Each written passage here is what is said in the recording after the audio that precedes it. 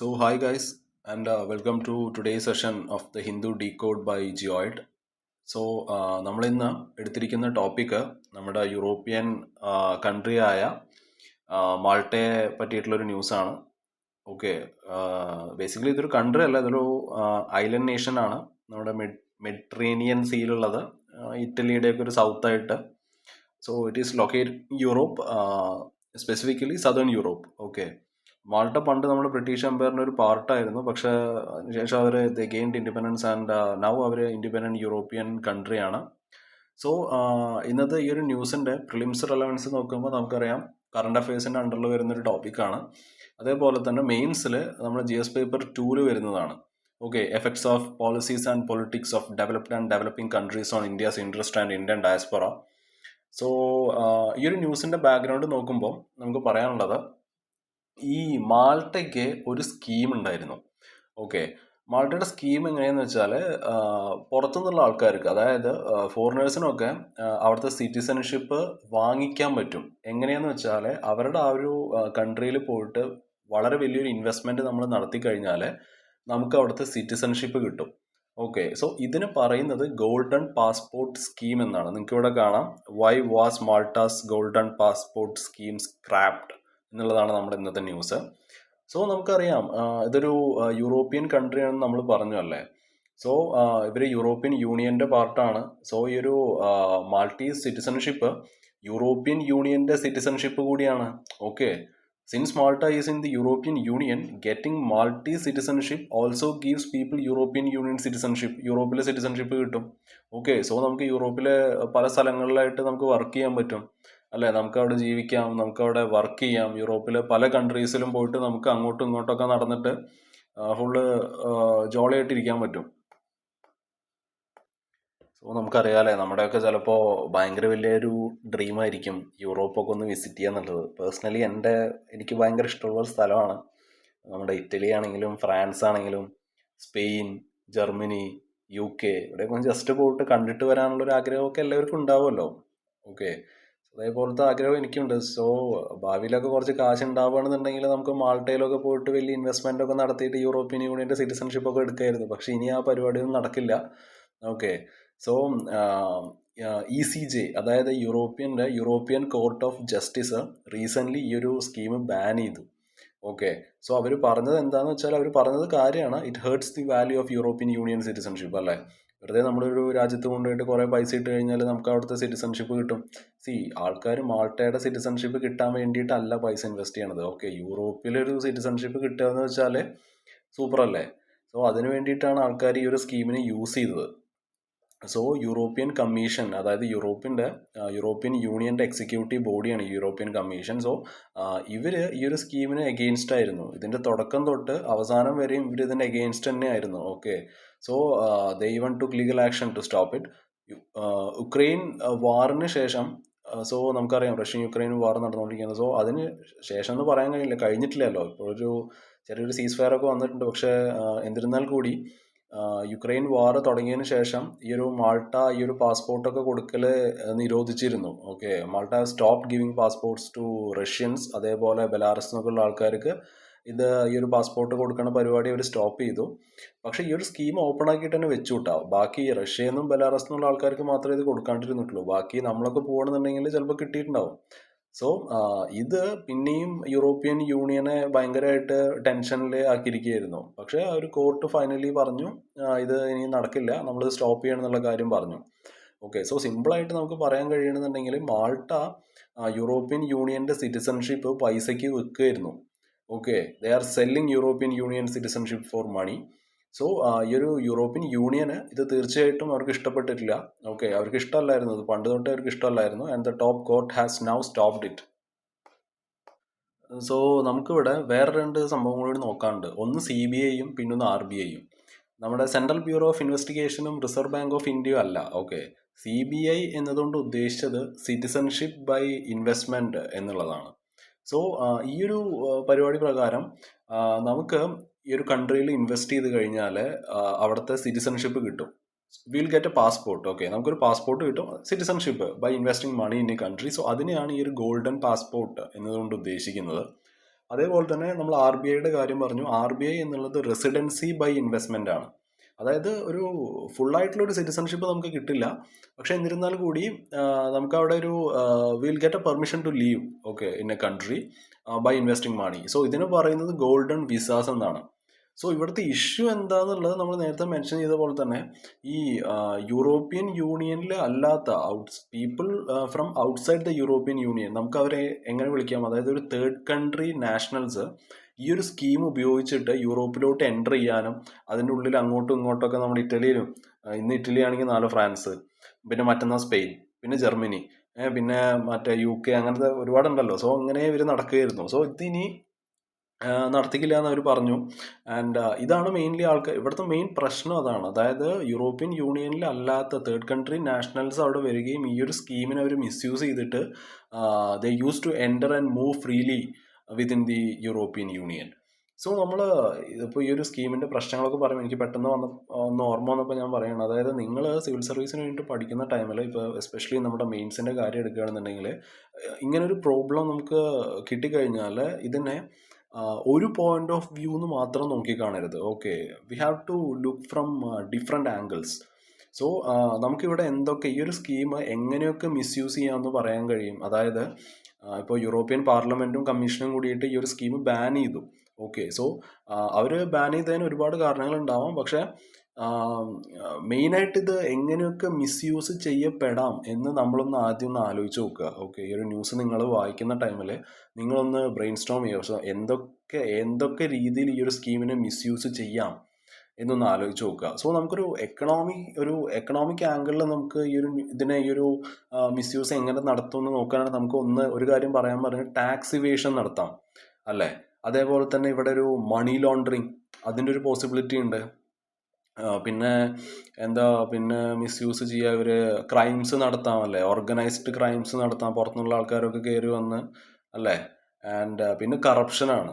Okay, so how much money and how many people, അതായത് between 2013 and 2019 ഒരു 1,32,000 ആൾക്കാർ 1.32 lakh people got into European Union using the scheme. Okay, ഇത് ഒരുപാട് money അവർക്ക് കിട്ടിയിട്ടുണ്ട്. They had a lot of money. It brought it over 20 ബില്യൻ്റെ അടുത്ത് അവർക്ക് കിട്ടിയിട്ടുണ്ട്. സോ ഇതിനെ ഒരുപാട് ആൾക്കാർ ഇതിനെ പറ്റിയിട്ട് വാൺ ചെയ്തിരുന്നു. അതായത് ഇപ്പോൾ organisation for economic corporation and development OECD അവർ പറഞ്ഞിരുന്നു. അപ്പോൾ ഇങ്ങനത്തെ ഗ്ലോബൽ ഓർഗനൈസേഷൻസ്, പിന്നെ financial action task force FATF ഇവരിതിനെപ്പറ്റി വാൺ ചെയ്തിരുന്നു. സോ അവർ പറഞ്ഞത് ഈ സ്കീം വളരെ റിസ്ക്കിയാണ്. ഓക്കെ, ഇനി ഇത് ക്രിമിനൽസൊക്കെ ഇതിനെ അബ്യൂസ് ചെയ്യാനുള്ള ഭയങ്കര വലിയൊരു ചാൻസ് ഉണ്ട് എന്നുള്ള കാര്യമൊക്കെ അവർ പറഞ്ഞിരുന്നു. ഓക്കെ, സോ ഇൻ ഷോർട്ട് നമുക്കിവിടെ പറയാനുള്ളത് ഈ ഒരു CBIയും RBIൻ്റെ കാര്യം പറഞ്ഞിട്ടാണ് നമ്മളിവിടെ തുടങ്ങിയത്. സോ CBI എന്ന് പറഞ്ഞാൽ ആ ഒരു സിറ്റിസൺഷിപ്പ് വാങ്ങിക്കുക, RBI എന്നത് റെസിഡൻസി അത് വാങ്ങിക്കുക. Okay, so they bring money but also അത് വളരെ വലിയൊരു റിസ്ക് ആണ്. സോ യൂറോപ്യൻ യൂണിയന് ഇത് ബാൻ ചെയ്യണം. So they want to ban or strictly control them എന്നുള്ളതാണ്.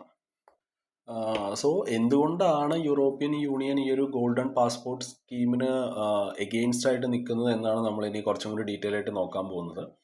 സോ അതായത് യൂറോപ്യൻ യൂണിയനിലെ ഏതൊരു രാജ്യത്തിനും തീരുമാനിക്കാം ആർക്കാണ് അവിടെ സിറ്റിസൺഷിപ്പ് കൊടുക്കേണ്ടതെന്ന്. Okay, each European Union country can decide who gets its citizenship. ഇവിടെ മാസ്ട്രിച്ച് ട്രീറ്റി എന്ന് പറഞ്ഞിട്ടുള്ളൊരു ട്രീറ്റിയെ പറ്റിയിട്ട് പറയാനുണ്ട്. ഞാൻ ഡീറ്റെയിൽ ആയിട്ടൊന്നും പറയുന്നില്ല. പക്ഷേ എന്നാൽ കൂടി 1992 ഈ ഒരു ട്രീറ്റ് വന്നത്.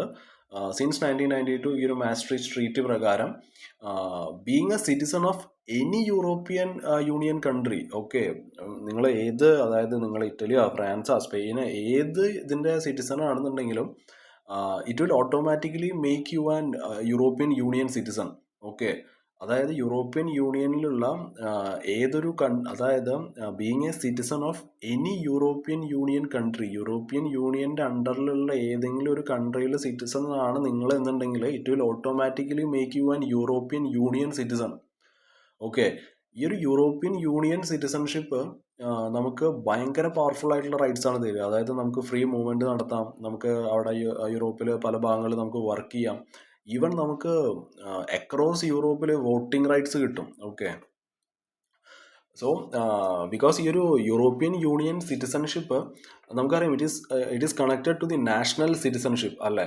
സോ ഇത് രാജ്യങ്ങൾക്ക് വെറുതെ അല്ല, കൺട്രീസിന് വെറുതെ അങ്ങോട്ട് ഇങ്ങനെ പൈസയ്ക്ക് വിൽക്കാൻ കഴിയില്ല അല്ലേ. They can't just sell it without thinking about European Union rules. So, the European Commission, they said that granting citizenship must respect European Union laws and shared values. Okay, ഇതിനൊരിക്കലും ഒരു പൈസ കിട്ടാനുള്ള ഒരു ടൂളാക്കിയിട്ട് ഇതിനെ മാറ്റരുത്. ഇത് യൂറോപ്യൻ യൂണിയൻ്റെ ലോസിനെയും അവരുടെ വാല്യൂസിനെയും റെസ്പെക്ട് ചെയ്യണം എന്ന് യൂറോപ്യൻ കമ്മീഷൻ പറഞ്ഞിരുന്നു. ഓക്കെ, ഇവിടുത്തെ ഒരു റിയൽ പ്രോബ്ലം എന്താണെന്ന് വെച്ചാൽ it is back door to European Union എന്നുള്ളതാണ്. അതായത് യൂറോപ്യൻ യൂണിയനിലെ ആൾക്കാർ വിശ്വസിക്കുന്നത് എന്താണെന്ന് വെച്ചാൽ അതായത് the European Union believes people don't want multi citizenship itself. Okay, അവർക്ക് വേണ്ടത് എന്താണ്? ഈ ഒരു മാൾട്ട നമ്മൾ പറഞ്ഞു യൂറോപ്പിൻ്റെ ഒരു പാർട്ടാണ്, യൂറോപ്യൻ യൂണിയൻ്റെ അതിൽ പെട്ടൊരു കൺട്രിയാണ് ഇവർ. സോ ഇവർക്ക് ഇവരുടെ രാജ്യത്ത് പൈസ ഇറക്കി കഴിഞ്ഞാൽ നമുക്ക് ആ ഒരു മാൾട്ടി സിറ്റിസൺഷിപ്പ് നമുക്ക് കിട്ടും. മാൾട്ടി സിറ്റിസൺഷിപ്പ് കിട്ടിക്കഴിഞ്ഞാൽ എന്താണ്, യൂറോപ്യൻ യൂണിയൻ സിറ്റിസൺഷിപ്പ് നമുക്ക് കിട്ടും. ഓക്കെ, സോ ആൾക്കാർക്ക് വേണ്ടത് ആ ഒരു വോൾ യൂറോപ്യൻ യൂണിയനിലേക്കുള്ള ആ ഒരു ഈസി ആക്സസ് ആണ്. Okay, so the European Union believes people don't want multi-citizenship itself. They want easy access to the whole European Union. Okay, so ഈ ഒരു മാൾട്ടയുടെ ഈ ഒരു സ്കീം നമുക്ക് പറയാൻ പറ്റും ബേസിക്കലി ഇതൊരു യൂറോപ്യൻ യൂണിയനിലേക്കുള്ളൊരു ബാക്ക് ഡോർ ആണ് അല്ലേ, വിച്ച് അണ്ടർമൈൻസ് ഫെയർനെസ്. ആൻഡ് ഇനി European values are not for sale എന്ന് പറഞ്ഞിരുന്നു. ഓക്കെ, അതായത് യൂറോപ്യൻ യൂണിയൻ്റെ എസ്പെഷ്യലി അവരുടെ ഒരു പ്രസിഡന്റ് പുള്ളി പറഞ്ഞത് citizenship should not be sold like a product എന്നാണ്. ഓക്കെ, ഏതെങ്കിലും ഒരു സാധനം വിൽക്കുന്നത് പോലെ സിറ്റിസൺഷിപ്പ് വിൽക്കരുത്. ആൻഡ് ഇത് യൂറോപ്യൻ യൂണിയൻ്റെ വാല്യൂസിനെ ഭയങ്കരമായിട്ട് മോശമാക്കും അല്ലെ, ഭയങ്കരമായിട്ട് തരം താഴ്ത്തണ പോലെയാണ്. Like equity, justice and integrity. Doing that cheapens European Union's values like equality, justice and integrity. പിന്നെ യൂറോപ്യൻ യൂണിയൻ്റെ റൂൾസിൻ്റെ വയലേഷനാണ്.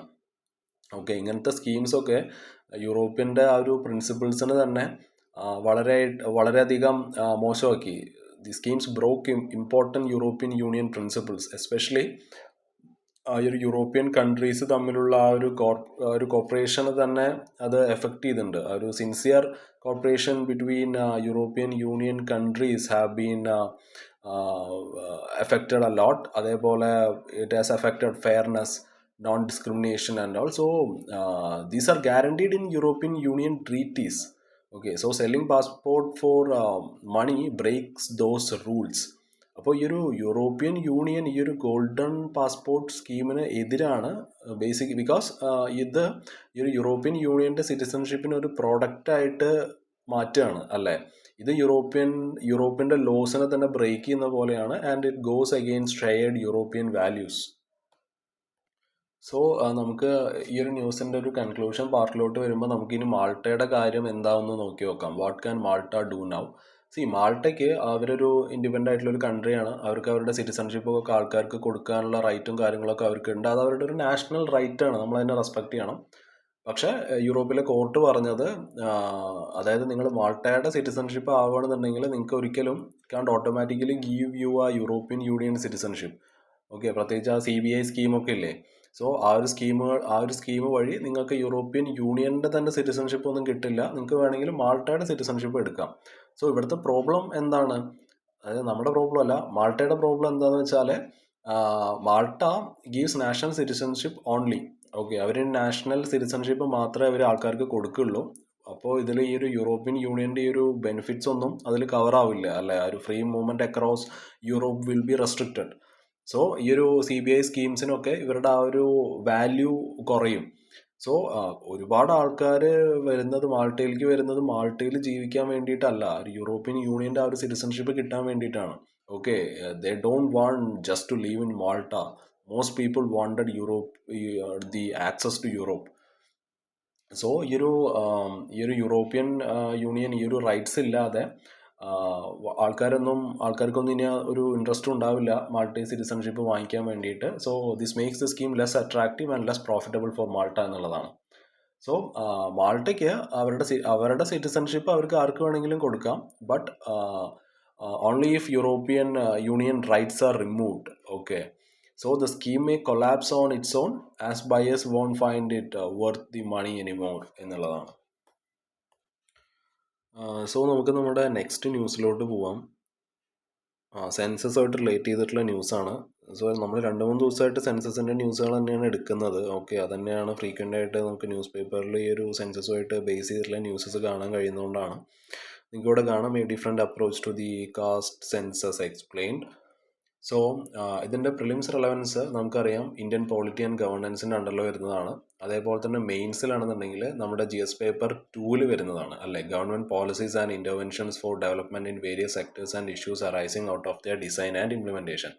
ഓക്കെ, സോ ഈ ഒരു ന്യൂസിൻ്റെ ബാക്ക്ഗ്രൗണ്ട് നോക്കുമ്പോൾ നമുക്കിവിടെ പറയാനുള്ളത് നമ്മുടെ കോൺസ്റ്റിറ്റ്യൂഷൻ അനുസരിച്ച്, അതായത് ആർട്ടിക്കിൾ 246 അനുസരിച്ച് ഈ ഒരു സെൻസസ് എന്നുള്ളത് 7th ഷെഡ്യൂളിലെ യൂണിയൻ ലിസ്റ്റിൽ വരുന്നതാണ്. സോ ഇത് മീൻ ചെയ്യുന്നത് നമ്മുടെ സെൻട്രൽ ഗവൺമെൻറ് ആണ്, they are in charge of conducting it എന്നുള്ളതാണ്. അപ്പോൾ കാസ്റ്റ് ഇൻ സെൻസസ് ആ ഒരു ഹെഡിന് അണ്ടറിൽ നമ്മൾ നോക്കുന്ന ടൈമിൽ പണ്ട് കാലത്തും ഇപ്പോൾ ഉള്ളതും 1931 മുമ്പ് the British included caste data in the census. Okay, ഇൻഡിപെൻഡൻസിന് ശേഷം ഷെഡ്യൂൾ കാസ്റ്റും അതേപോലെ ഷെഡ്യൂൾ ട്രൈബ്സും ഇവർ മാത്രമേ നമ്മൾ കൗണ്ട് ചെയ്യുന്നുള്ളൂ. ഓക്കെ, എല്ലാ കാസ്റ്റും നമ്മൾ കൗണ്ട് ചെയ്തിരുന്നില്ല. ഓക്കെ, ഇൻഡിപെൻഡൻസിന് ശേഷം. പക്ഷേ 1931 മുമ്പ് British they had included caste data in the census. So ആൾക്കാർക്ക് എന്തുകൊണ്ടാണ് why do people want a full caste census? ഒന്ന്, ഈ ഒരു ബെറ്റർ പോളിസീസും വെൽഫെയർ സ്കീംസും ഒക്കെ ഉണ്ടാക്കാൻ വേണ്ടിയിട്ടാണ് അല്ലേ, to help make better policies and welfare schemes. അതേപോലെ തന്നെ ഏത് കാസ്റ്റാണ് പുവർ അല്ലെങ്കിൽ ആരാണ് ഇവിടെ അണ്ടർ റെപ്രസെൻറ്റ് ചെയ്യപ്പെടുന്നത് എന്നൊക്കെ മനസ്സിലാക്കാൻ കഴിയും. Okay, and target help accordingly. So ഇതിനെ കാണുന്നത് ഒരു സോഷ്യൽ ജസ്റ്റിസിൻ്റെ ടൂളായിട്ടാണ്. സോ നമുക്കിവിടെയുള്ള പുതിയ അപ്ഡേറ്റ് എന്താണെന്ന് വെച്ചാൽ നമ്മുടെ cabinet committee on political affairs. So ഇത് ലീഡ് ചെയ്യുന്നത് നമ്മുടെ PM ആണ്, ശ്രീ പ്രൈം മിനിസ്റ്റർ നരേന്ദ്രമോദിയാണ്. So they had approved caste enumeration in the next census. So ഇതൊരു മേജർ പോളിസി ചേഞ്ച് ആണല്ലേ. സോ ഇത് എന്തുകൊണ്ടാണ് ഇമ്പോർട്ടൻ്റ് ആവുന്നതെന്ന് വെച്ചാൽ എല്ലാ കാസ്റ്റിനെ പറ്റിയിട്ടുള്ള അക്യുറേറ്റ് ആയിട്ടുള്ള ഡാറ്റ നമുക്ക് കിട്ടും. അതേപോലെ തന്നെ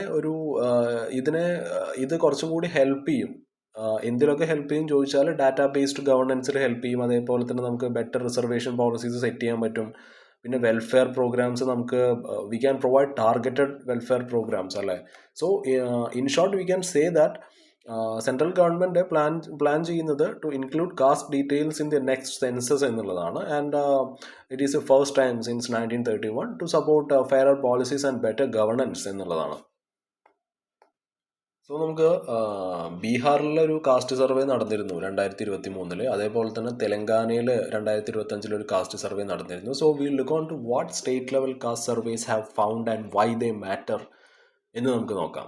ഈ ഒരു 2023 നടന്ന ബീഹാറിലെ കാസ്റ്റ് സർവേ പ്രകാരം അവിടെ ഉണ്ടായിട്ടുള്ള കീ ഫൈൻഡിങ്സ് നമുക്ക് പറയാൻ കഴിയുന്നത്, ഈ അതർ ബാക്ക്വേർഡ് ക്ലാസ്സസ് ഇല്ലേ, അതായത് OBCs, ഈ OBCസും അതേപോലെ തന്നെ എക്കണോമിക്കലി ബാക്ക്വേർഡ് ക്ലാസ്സസും, അതായത് OBCയിൽ തന്നെ പാവപ്പെട്ടവർ, പൂറർ OBCs നമുക്ക് വേണമെങ്കിൽ പറയാം, ഇവരായിരുന്നു 63% ബീഹാറിലെ population. Okay, or 63% of the population were OBCs plus economically backward classes, or we can say that like poorer OBCs. അതേപോലെ തന്നെ എക്കണോമിക്കലി ബാക്ക്വേർഡ് ക്ലാസ്സസ് അവർ മാത്രം 36%. ഓക്കെ, ഈ 63%-ൽ 36%-ഓളം എക്കണോമിക്കലി ബാക്ക്വേർഡ് ക്ലാസ്സസ് മാത്രമായിരുന്നു. ഇതിൽ ഷെഡ്യൂൾ കാസ്റ്റിൻ്റെ കാര്യം എടുക്കുകയാണെന്നുണ്ടെങ്കിൽ അവർ 19%. ആര്? നമ്മുടെ SCs. അതേപോലെ തന്നെ ഷെഡ്യൂൾ ട്രൈബ്സിൻ്റെ കാര്യം എടുക്കുകയാണെന്നുണ്ടെങ്കിൽ അവർ 1% ബീഹാറിലെ. ജനറൽ കാറ്റഗറി എടുക്കുകയാണെന്നുണ്ടെങ്കിൽ അവർ 15%. I think only 15.52% and all.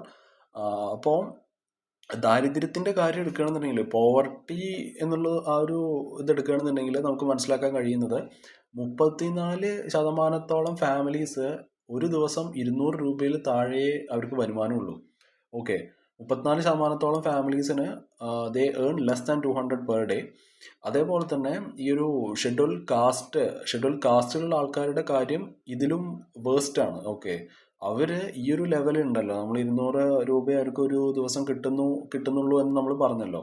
So 44% SCs അവർ ജീവിക്കുന്നത് ഈ ലെവലിലും താഴെയാണ്. ഓക്കെ, ഇനി തെലങ്കാനയുടെ കാസ്റ്റ് സർവേ എടുക്കുകയാണെന്നുണ്ടെങ്കിൽ 2025 അത് നടന്നത്. സോ അവിടുത്തെ കീ ഫൈൻഡിങ്സ് വെച്ചിട്ട് ബാക്ക്വേർഡ് ക്ലാസ്സസ്, ഓക്കെ, അവരുടെ പോപ്പുലേഷൻ്റെ ബാക്ക്വേർഡ് ക്ലാസ്സസ് എന്നുള്ളത് 56%. Okay, 56.33% of the population. And ഇതിൽ തന്നെ backward class Muslims 10%. So we can it shows that marginalised communities are the majority here. Okay, ഇനിയൊരു എഡ്യൂക്കേഷനിലുള്ള കാസ്റ്റ് അണ്ടർ റെപ്രസെൻറ്റേഷൻ്റെ കാര്യം എടുക്കുകയാണെന്നുണ്ടെങ്കിൽ reservation ഉണ്ടായിട്ട് കൂടി സെൻട്രൽ യൂണിവേഴ്സിറ്റീസിൽ 4% പ്രൊഫസേഴ്സും 6% അസോസിയേറ്റ് പ്രൊഫസേഴ്സും മാത്രമേ ഒ ബി സിക്കാരുള്ളൂ. ഓക്കെ, ബാക്കി എത്രയുണ്ട്? ബാക്കി 85% ജനറൽ കാറ്റഗറി ആൾക്കാരാണ്. A huge 85% are from the general category. So ഇത് കാണിക്കുന്നത് എന്താണ്? ഒരു അപ്പർ കാസ്റ്റ് ഡോമിനൻസ് ആണ് കാണിക്കുന്നത്. ടോപ്പ് എഡ്യൂക്കേഷൻ ജോബ്സിലുള്ള അപ്പർ കാസ്റ്റിൻ്റെ ഡോമിനൻസ് ആണ് കാണിക്കുന്നത്, despite lower caste population being much higher. Okay, ഈ ഒരു ഡാറ്റ പ്രോബ്ലം എന്നുള്ളൊരു ഇത് എടുക്കുകയാണെന്നുണ്ടെങ്കിൽ നമുക്കറിയാം 1931 ശേഷം we don't have any full caste census ഒന്നും നടന്നിട്ടില്ല, അല്ല, except for SCs and STs. So ഈ ഒരു 2011 SCCC, അതായത് socio economic and caste census, അവർ ഈ ഒരു കാസ്റ്റ് ഡാറ്റ കളക്ട് ചെയ്യാൻ ശ്രമിച്ചിരുന്നു. പക്ഷെ അത് ഇൻകംപ്ലീറ്റ് ആയിരുന്നു, അത് ഇന്നാക്യുറേറ്റ് ആയിരുന്നു എന്ന് വേണം പറയാൻ. ആൻഡ് അത് ഫുള്ളായിട്ട് അവർ പബ്ലിഷ് ചെയ്തതുമില്ല. സോ ഇതിൻ്റെയൊക്കെ റിസൾട്ടായിട്ട് policies are often made with guesswork, അല്ലേ? പോളിസീസൊക്കെ ഉണ്ടാക്കുന്നത് ഒരു ഒരു നമ്മളൊന്ന് ഗെസ് ചെയ്തിട്ടാണ്, അല്ലെങ്കിൽ ഊഹിച്ചിട്ടാണ്, നോട്ട് സോളിഡ് ഡാറ്റ. ഓക്കെ, നമുക്ക് റിലയബിൾ ആയിട്ടുള്ളൊരു ഡാറ്റ ഇല്ല. So in short we can say that ഈ ഒരു സ്റ്റേറ്റ് വൈസ് ആയിട്ടുള്ള കാസ്റ്റ് സർവേസ് ഇത് കാണിക്കുന്നത് OBCസും അതേപോലെ തന്നെ പൂറായിട്ടുള്ള കമ്മ്യൂണിറ്റീസും ആണ് മെജോറിറ്റി ആൾക്കാർ. പക്ഷെ അവർ തന്നെയാണ് they are underrepresented in jobs and education എന്നുള്ളതാണ്. റിലയബിൾ ആയിട്ടുള്ള നാഷണൽ ലെവൽ കാസ്റ്റ് ഡാറ്റ നമുക്കിപ്പോൾ വളരെയധികം ആവശ്യമാണ്.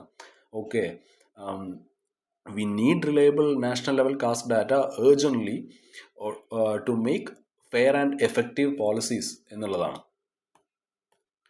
സോ ഇനി നമുക്ക് നോക്കാനുള്ളത് വേറെ ഏതൊക്കെ രാജ്യങ്ങളാണ് ഈ ഒരു ഐഡൻറ്റിറ്റി ബേസ്ഡ് ഡാറ്റ കളക്ട് ചെയ്യുന്നത് എന്നുള്ളതാണ്. അതായത് ഒരുപാട് ഡെമോക്രസീസ് വേൾഡിൽ ഈ ഒരു ഇങ്ങനത്തെ ഒരു ഡാറ്റ കളക്ട് ചെയ്യുന്നുണ്ട്. Okay, yes, many democracies do it regularly. മെയിനായിട്ട് നമ്മളിപ്പോൾ പറയുന്നത് US-ഉം സൗത്ത് ആഫ്രിക്കയും ബ്രസീലുമാണ്. ഓക്കെ, US ഇങ്ങനത്തെ ഡാറ്റാസ് കളക്ട് ചെയ്യാറുണ്ട്. ഓക്കെ, ഈ ഒരു അവരിങ്ങനത്തെ ഡാറ്റ കളക്ട് ചെയ്യുന്നത് സിവിൽ റൈറ്റ്സും അതേപോലെ അഫോമേറ്റീവ് ആക്ഷൻസും ഈക്വൽ ഓപ്പർച്യൂണിറ്റിയും ഒക്കെ എൻഷുർ ചെയ്യാൻ വേണ്ടിയിട്ടാണ്. സോ അവർ they collect data on race and ethnicity. Okay, അപ്പോൾ റേസിനെ പറ്റിയിട്ടും എത്നിസിറ്റിയെ പറ്റിയിട്ടൊക്കെയുള്ള ഡാറ്റ US കളക്ട് ചെയ്യാറുണ്ട്. ഓക്കെ, അതേപോലെ സൗത്ത് ആഫ്രിക്കയുടെ കാര്യം എടുക്കുകയാണെന്നുണ്ടെങ്കിൽ സോ US-ൻ്റെ കാര്യം പറഞ്ഞല്ലോ. US-ൻ്റെ കാര്യത്തിൽ നമ്മൾ പറഞ്ഞത് അവർ റേസിനെ പറ്റിയിട്ടും എത്നിസിറ്റിയെ പറ്റിയിട്ടൊക്കെ കളക്ട് ചെയ്യാറുണ്ട്. എത്നിസിറ്റി കൊണ്ട് ഉദ്ദേശിക്കുന്നത് ആ ഒരു വംശീയതയാണ്. ഓക്കെ, ആ ഒരു വംശീയതയെ പറ്റിയിട്ടുള്ള ഡാറ്റയൊക്കെ US കളക്ട് ചെയ്യാറുണ്ട്, സിവിൽ റൈറ്റ്സ് ഒക്കെ എൻഷുർ ചെയ്യാമെന്നാണ് അവർ പറയണത്. ഓക്കെ, അതിനെ പറ്റി ഡീറ്റെയിൽ ആയിട്ട് നമ്മൾ പറയുന്നില്ല. അതേപോലെ സൗത്ത് ആഫ്രിക്കയുടെ കാര്യം എടുക്കുകയാണെന്നുണ്ടെങ്കിൽ അവരും ഇതേപോലെ റേസ് ഡാറ്റയും കാര്യങ്ങളൊക്കെ ട്രാക്ക് ചെയ്യുന്നുണ്ട് to deal with the legacy of apartheid and promote inclusion എന്നൊക്കെയാണ് അവർ സൗത്ത് ആഫ്രിക്ക അതിന് പറയുന്നത്. ബ്രസീലിൻ്റെ കാര്യം എടുക്കുകയാണെന്നുണ്ടെങ്കിൽ അവർ റേസിലും കളറിലും ഡാറ്റ റെക്കോർഡ് ചെയ്യാറുണ്ട്. ഓക്കെ, ആൻഡ് അവർ പറയുന്നത് ഇത് എഡ്യൂക്കേഷൻ കോട്ടാസിനെ സപ്പോർട്ട് ചെയ്യാൻ വേണ്ടിയിട്ടാണ്, അതേപോലെ തന്നെ സോഷ്യൽ ഇക്വിറ്റി പ്രോഗ്രാംസ് ഒക്കെ സെറ്റ് ചെയ്യാൻ വേണ്ടിയിട്ടാണ് ഈ ഒരു റേസിലും കളറിലും ഡാറ്റ അവർ റെക്കോർഡ് ചെയ്യുന്നത് എന്നാണ്.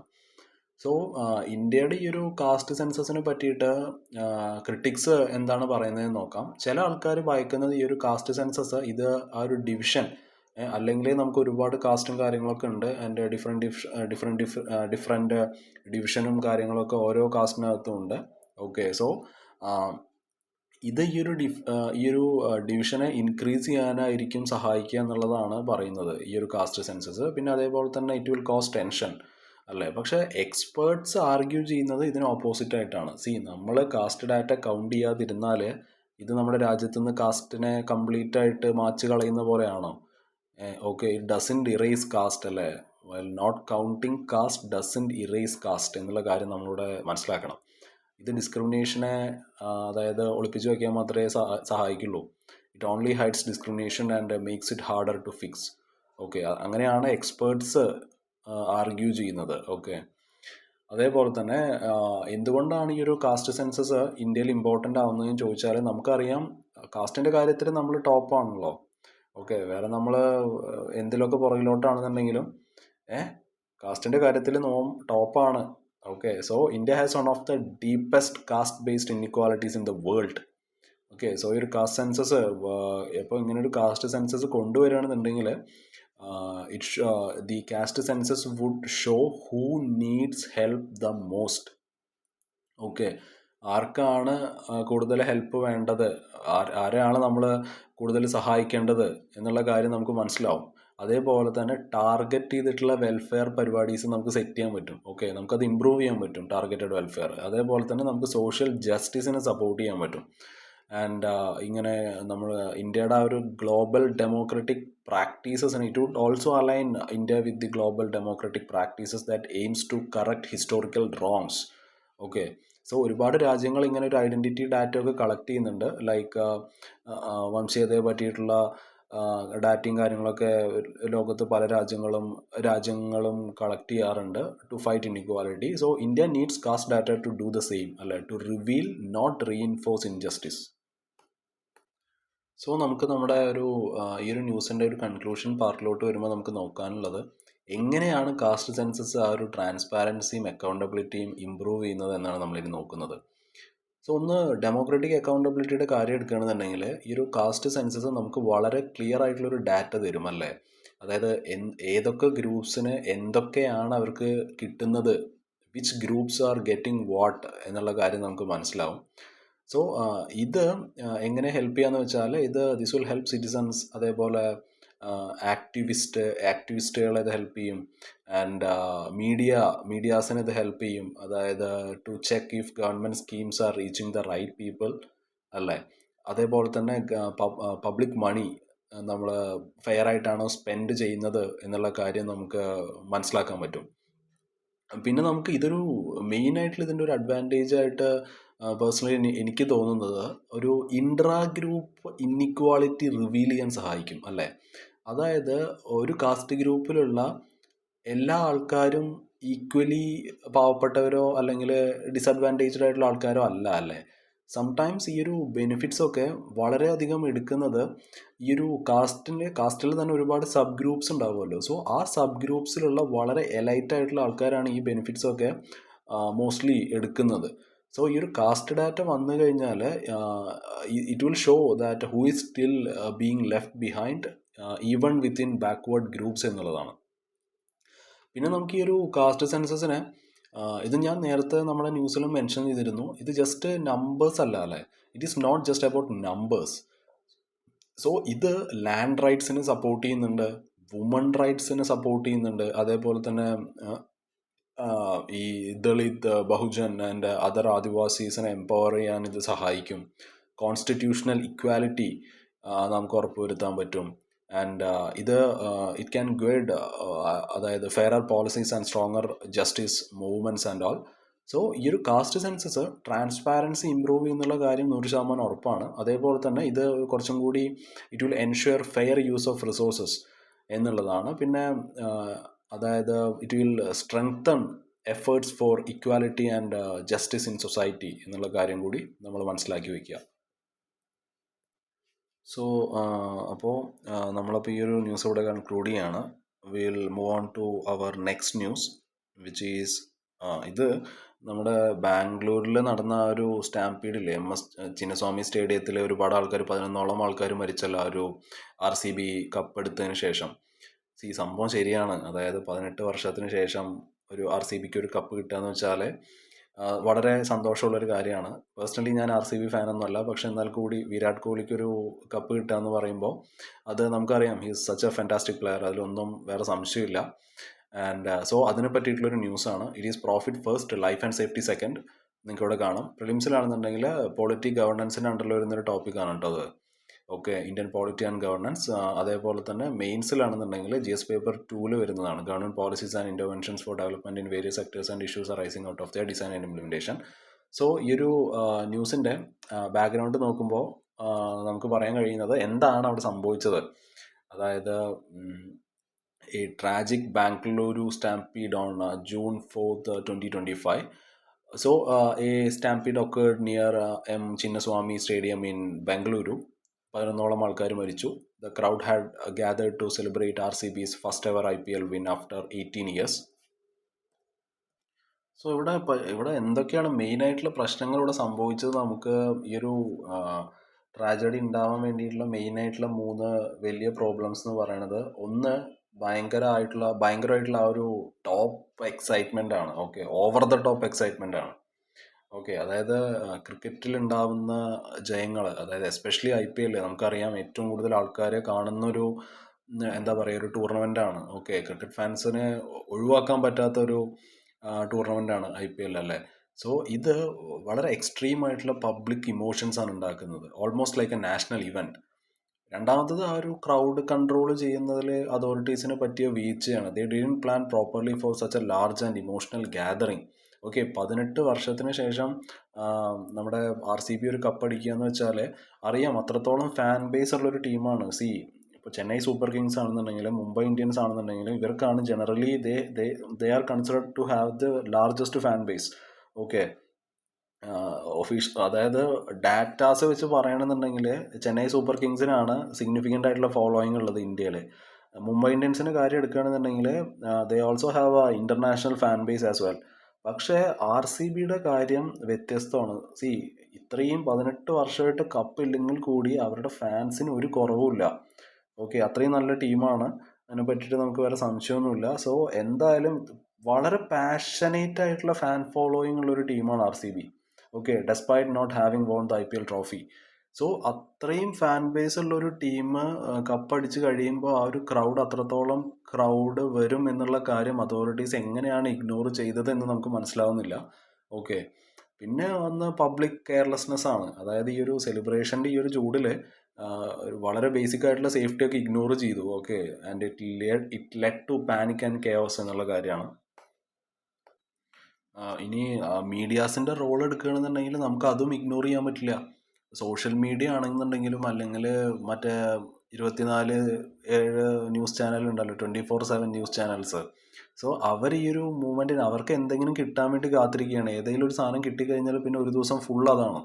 ഓക്കെ, സോ അവർ ഇങ്ങനത്തെ ഇവൻസിനൊക്കെ and made the event feel like ഇതൊരു once in a lifetime movement ആണ് എന്ന് ആൾക്കാരെയൊക്കെ ഇങ്ങനെ അതന്നെ ഇങ്ങനെ കാണിച്ചുകൊണ്ട് ആൾക്കാരൊക്കെ they thought that they will miss out the ഫോമോ.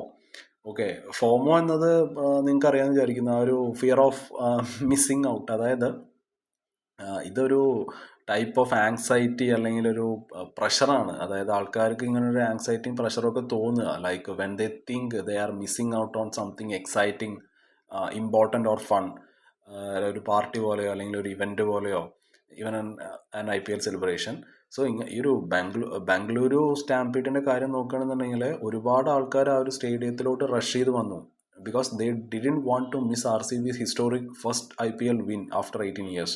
So ഈ ഒരു ഫോമോ ഇതിനെ ഫ്യൂവൽ ചെയ്തത് സോഷ്യൽ മീഡിയയും ന്യൂസിൻ്റെ ഹൈപ്പുമാണ്. Okay, and it led to a massive crowd which sadly became uncontrollable and deadly. So ഈ ഒരു ഫോമോ എന്ന് പറയുന്നത് ഇത് വളരെ സ്ട്രോങ് ആയിട്ടുള്ളൊരു ഫീലിംഗ് ആണ്. അതായത് ഞാൻ അവിടെ ഉണ്ടായിരിക്കണം എന്നുള്ളൊരു ആ ഒരു ടൈപ്പ് ഓഫ് ഫീലിംഗ് ആണ്, even if it is unsafe, because others are going or something special is happening and all. So മീഡിയാസിൻ്റെ റോൾ നമുക്ക് ഇഗ്നോർ ചെയ്യാൻ പറ്റില്ല. So this led many people to rush to the area afraid of missing out FOMO, adding to the dangerous overcrowding. So ഈ ഒരു Bengaluru stampede എന്നുള്ളത് which was a preventable tragedy ആയിരുന്നു അല്ലേ. It was caused by emotional crowd behavior and poor planning and media driven ഹൈപ്പൊക്കെ കൊണ്ടാണ് ഇത് മെയിനായിട്ട് സംഭവിച്ചത്. ഓക്കെ, ഇതൊരു പ്രിവെൻറ്റബിൾ ട്രാജഡി ആയിരുന്നു. Of course it shows the urgent need for better public safety measures and responsible celebrations എന്നുള്ള കാര്യമാണ് നമ്മൾ മനസ്സിലാക്കേണ്ടത്. ഇനിയൊരു കൊമേഴ്ഷ്യലൈസേഷൻ അല്ലെങ്കിൽ ഗവൺമെൻറ് ഫെയിലിയറിൻ്റെ ഒരു ഇതെന്നതിന് ഈ ഒരു ന്യൂസിന് നമ്മൾ കാണുകയാണെന്നുണ്ടെങ്കിൽ the issues related to commercialisation and government failures in Indian cricket events. Cricket എന്നുള്ളത് ഇന്ത്യയിൽ വളരെ വലിയൊരു ബിസിനസ്സാണ്, അല്ല, it is a very big business. നമുക്ക് ആലോചിക്കാൻ പറ്റുമോ? അതായത് ഇന്ത്യയിലെ ഒരു സ്പോൺസർഷിപ്പ് റിപ്പോർട്ട് പ്രകാരം it shows that industry has grown considerably. Okay, ഇതിൻ്റെ അതായത് സ്പോൺസർഷിപ്പും അത് ബാക്കി എൻഡോഴ്സ്മെൻറ്റും അഡ്വർടൈസിങ്ങും ഒക്കെ 15,766 ക്രോർസിൻ്റെ ബിസിനസ്സാണ് IPL. മനസ്സിലായോ? IPL മാത്രമാണ് കേട്ടോ, IPL കാര്യം മാത്രമാണ് പറയുന്നത്, ബാക്കി ക്രിക്കറ്റ് ഇവൻറ്റ്സ് നമ്മൾ നോക്കുന്നില്ല. IPL മാത്രം 15,000 കോടിയുടെ അടുത്ത് വരുന്ന ബിസിനസ്സാണ്. സോ ഇന്ത്യയിൽ ക്രിക്കറ്റ്, അതായത് specially IPL, it has become more about money than a sport എന്നുള്ളതാണ്. സ്റ്റേഡിയംസ് ഒക്കെ നിറയാണ്, അതായത് വേറെ നല്ല നല്ല ടീം അല്ല, അങ്ങനെ ഒരു ടീമിൻ്റെ ഞാൻ നല്ല നല്ല ടീമൊന്നും എടുത്ത് പറയുന്നില്ല, ഏതൊരു ടീമിൻ്റെ കളി വന്നാലും ക്രിക്കറ്റ് ഇന്ത്യൻസിന് പണ്ട് തൊട്ട് ഇഷ്ടമാണല്ലേ. സോ നമ്മുടെ ഒരു ലൈഫിൻ്റെ ഒരു ഭാഗമാണ് ക്രിക്കറ്റ് എന്ന് നമുക്ക് പറയാം. സ്റ്റേഡിയംസ് ഒക്കെ മോസ്റ്റ് ഓഫൺ ഓവർഫിൽഡ് ആയിരിക്കും to sell more tickets and increase profit even if it is unsafe. Safety ignore ചെയ്യണമെന്ന് നമുക്ക് പറയാൻ പറ്റും. ഓക്കെ, അതായത് rules for event safety, crowd limit, emergency planning, ഇതൊക്കെ ബൈപ്പാസ് ചെയ്യപ്പെടുകയാണ്. എന്തുകൊണ്ടാണെന്ന് ചോദിച്ചു കഴിഞ്ഞാൽ ഒന്ന് പൊളിറ്റിക്കൽ ഇൻഫ്ലുവൻസ് ആണ്, ഓഫ് കോഴ്സ്. VIP പ്രഷർ, അതേപോലെ കറപ്ഷനൊക്കെ ഇതിൽ മാറ്റർ ചെയ്യുന്നുണ്ട്. അപ്പോൾ safety takes a back seat to powerful interest എന്നുള്ളതാണ്. പിന്നെ VIPs ഒക്കെ ഇതിന് ഒരുപാട് മിസ്യൂസ് ചെയ്യുന്നുണ്ട്, ദേ മിസ്യൂസ് പവർ. ഓക്കെ, എക്സാമ്പിളായിട്ട് ഒരു തവണ, എനിക്ക് ഏത് വർഷമാണെന്ന് ഓർമ്മയില്ല, RCB vs CSK മാച്ചിൽ ഇപ്രാവശ്യം ഉണ്ടായതാണോ എന്നറിയില്ല, ഞാനത് കേട്ടു. RCBയും CSKയും തമ്മിലൊരു, റോയൽ ചലഞ്ചേഴ്സ് ബാംഗ്ലൂരും ചെന്നൈ സൂപ്പർ കിങ്സും തമ്മിലൊരു മാച്ച് ഉണ്ടായപ്പോൾ ഈ ടോപ്പ് ഗവൺമെൻറ് ഒഫീഷ്യൽസിൽ, ഞാൻ പേരൊന്നും എടുത്ത് പറയുന്നില്ല, അവരുടെ ഫാമിലീസ് തമ്മിൽ അടിയായി. അവർക്ക് VIP സീറ്റ് വേണമെന്ന് പറഞ്ഞിട്ട് ഈ രണ്ട് ടീംസിൻ്റെ ഫാൻസാണ് ഇവർ. Okay, the families of top government officials fought over VIP seats. So ഇത് കാണിക്കുന്നത് എന്താണ്? It shows how those in power focus on privilege എന്നുള്ളതാണ്, not on public safety or fairness. ഇതിൽ സഫർ ചെയ്യുന്നത് കോമൺ ആയിട്ടുള്ള ആൾക്കാരാണ്, അതാണ് നമ്മൾ നോക്കേണ്ടത്. ഇങ്ങനൊരു ട്രാജഡി നടക്കുകയാണെന്നുണ്ടെങ്കിൽ, എസ്പെഷ്യലി ഒരു ബംഗളൂരു സ്റ്റാമ്പീഡിൻ്റെ കാര്യം എടുക്കുകയാണെന്നുണ്ടെങ്കിൽ, വിക്ടിംസിൻ്റെ ഫാമിലീസിന് വളരെ കുറവ് കോമ്പൻസേഷനും കാര്യങ്ങളൊക്കെ കിട്ടുള്ളൂ അല്ലേ. ഇത് കാണിക്കുന്നത് it shows a lack of respect for ordinary lifes എന്നുള്ളതാണ്. നമ്മുടെ ജീവനൊന്നും വിലയില്ല എന്നുള്ളൊരു സംഭവമാണ് കാണിക്കുന്നത്, compared to the attention and care given to the VIPs. So Indian cricket events എന്നുള്ളത് they are often driven by profit and power എന്നുള്ള കാര്യം നമ്മൾ മനസ്സിലാക്കണം, with safety rules ignored. Ordinary ഫാൻസാണ് ഇതിനുള്ള പൈസ കൊടുക്കേണ്ടി വരുന്നത്, while those responsible face little consequences. So now we'll move on to the conclusion of this news. So we'll look on to the urgent need for reform and accountability after tragedies like the Bengaluru Stampede. So why do we need urgent change എന്നുള്ളതാണ്. So ഒരുപാട് ആൾക്കാർക്ക് ഇപ്പോൾ ഈ ഒരു ബാംഗ്ലൂരു സ്റ്റാമ്പീഡിൻ്റെ കാര്യമാണെന്നുണ്ടെങ്കിലും, അല്ലെങ്കിൽ നമ്മുടെ കുംഭമേളയിലെ, പ്രയാഗ്രാജിലുണ്ടായിരുന്ന ആ കുംഭമേളയിലെ കുറേ ആൾക്കാർ മരിച്ചില്ലേ, 30ഓളം ആൾക്കാർ മരിച്ചു എന്ന് തോന്നുന്നു അല്ലേ, 90ഓളം ആൾക്കാർ ഇഞ്ചേർഡായി. സോ ഈ ഒരു same mistakes they are keep repeating അല്ലേ. മോസ്റ്റ്ലി അഫക്റ്റ് ചെയ്യപ്പെടുന്നത് ഓർഡിനറി പീപ്പിളാണ്, not the powerful. So what reforms are needed എന്ന് നോക്കിക്കഴിഞ്ഞാൽ, ഒന്ന് ഈ ഒരു ക്രൗഡിനെ മാനേജ് ചെയ്യുന്നത്, സയൻറ്റിഫിക് ക്രൗഡ് മാനേജ്മെൻ്റ് ആണ് നമുക്കിവിടെ വേണ്ടത് അല്ലേ. ഇതിനെ പറ്റിയിട്ട് പഠിക്കുന്ന experts they must study how crowds behave. Crowd എങ്ങനെയാണ് ഒരു ബിഗ് ഇവൻറ്റ്സ്, ഇപ്പോൾ IPL ഫൈനലിലോ അതല്ലെങ്കിൽ അത് കഴിഞ്ഞിട്ട് കപ്പ് കിട്ടിക്കഴിഞ്ഞാൽ ആൾക്കാർ എങ്ങനെയാണ് ബിഹേവ് ചെയ്യുന്നതിനെ പറ്റിയിട്ട് പഠിക്കണം. And should make clear plans to control them at big events. Okay, പിന്നെ ഒന്നൊരു കോഷൻ ഡെപ്പോസിറ്റ് സെറ്റ് ചെയ്യുക എന്നുള്ളതാണ് ഫോർ സേഫ്റ്റി. അതായത് ഇവൻ്റ് ഓർഗനൈസേഴ്സ് ഇല്ലേ, അവരൊരു സേഫ്റ്റി ഡെപ്പോസിറ്റ് അങ്ങോട്ട് പേ ചെയ്യുക. Okay, before hosting profit making events like IPL finals. So ഇവർ മാറ്റിവെക്കുന്ന ഈ ഒരു തുക, ഈ ഒരു money, this money should go to the fund emergency services and crowd control എന്നുള്ളതാണ്.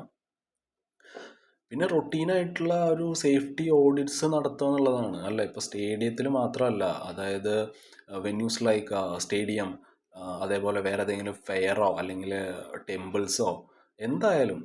So they must go through regular safety checks അല്ലേ. Just like building have fire safety inspections and all. ഇത് വൈറ്റ് മാറ്റേഴ്സ് എന്ന് ചോദിച്ചാൽ നമുക്കറിയാം, ഇന്ത്യയിൽ 146 കോടി ആൾക്കാരുണ്ട്. ഓക്കെ, 1.46 ബില്യൺ പീപ്പിൾ ഉണ്ട്.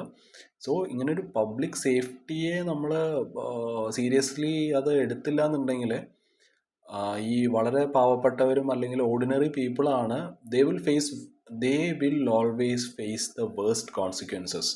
Okay, while the elite escape accountability. So reforms നടക്കേണ്ടത് ഇപ്പോഴാണ്. It must happen now. അല്ലാണ്ട് ഇനി അടുത്ത ട്രാജഡി വരട്ടെ അതിനുശേഷം നടത്താമെന്ന് പറഞ്ഞിട്ട് നോക്കിയിരിക്കുകയല്ലോ വേണ്ടത്. Not after the next tragedy. So നമ്മൾ if you ignore this moment nothing will change and no real lesson will be learned. So നമുക്കിവിടെ വേണ്ടത് റിയൽ റൂൾസാണ്, റിയൽ റെസ്പോൺസിബിലിറ്റി ആണ്. And we should respect every life, not just profits and VIP comfort എന്നുള്ള കാര്യമാണ്. Okay, so that's it guys. നമ്മളിന്നിവിടെ നിർത്തുകയാണ്. അപ്പോൾ നാളെ വേറൊരു സെഷനുമായിട്ട് വരാം. Okay, bye, have a nice day.